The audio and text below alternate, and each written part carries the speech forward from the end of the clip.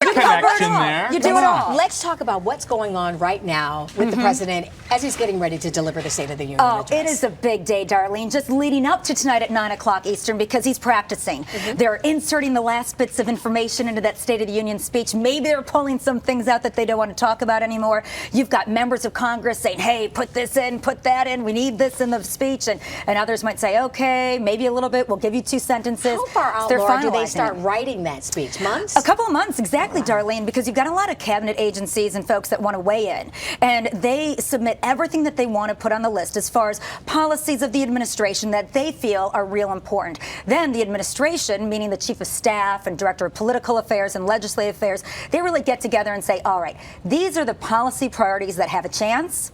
These are the things that we have to maybe make up for from the last year. And this is what the American people want us to say. So how do we craft that all together? You have a team of speechwriters, not just one, but a team.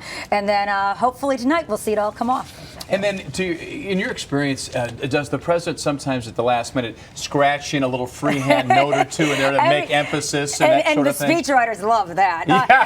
Clinton was notorious for tinkering with it way up until the last moment, piling into the limo on the motorcade up to Capitol Hill were the speechwriters that would actually run it back to the teleprompter after we would arrive the Capitol. And so they had the time from when the president was announced into the podium to get those remarks into the teleprompter. Wow. So every president, hey, they've got it's their final call. They have the last say. And if they want to add it in, they can add it in. But I tell you, at 9 o'clock, the Sergeant at Arms announces, Mr. Speaker, the President of the United States, there's no going back. So you better be close by that. What happens in moments like we had during the last State of the Union address when we had one of the members sit there and call the president liar? Oh, or the faces, the looks on yeah, exactly. You know what? All that the president can do is just not break their stride, not give the air to that person who's trying to suck it out, and instead let the press play that back. You know it's going to go negative. That's what happened. Same thing with, I'll look for a few things tonight. Numbers of minute the speeches. Clinton's was the longest. It was an hour and a half in '96. Nixon's was the shortest at 28 minutes, 35 seconds. So I look at the number of minutes. And then I also look at the number of standing ovations. I count those too. That's fun. The number of applause breaks and the number of boos. I couldn't believe it. So. I attended 7 State of the Unions, and that was the thing that floored me the most. Is I'm sitting there with the National Press Poll right underneath the podium, and you would hear the applause, and then for the first time, it's just so louder in the chamber. Right. Where when they don't like something, it's boo, ooh, ooh, and I'm like, what is this, high school? And it basically is. Let's face it. It basically is. Yeah. So now you were telling us too about congressmen and kind of vying or jockeying for the best spot in the room, and how does that work? You want to shake hands going in. It is awesome. So there's an aisle, and you know how the president's going to come in and go out. It's the same every year. Well, people used to set their coats down earlier in the day and put a little name card with their, on their seat that they wanted to save.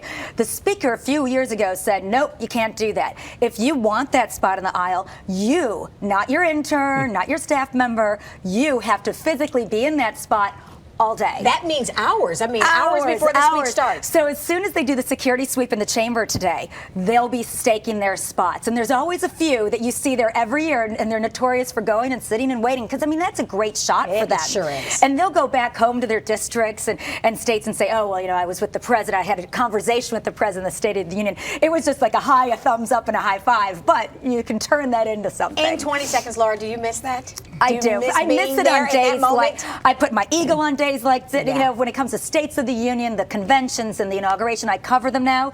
But boy, there's nothing like being on the inside. And real quickly, plug your book for us. Let everybody know. You just wrote a book. Drink, and succeed. Climb your way to the top.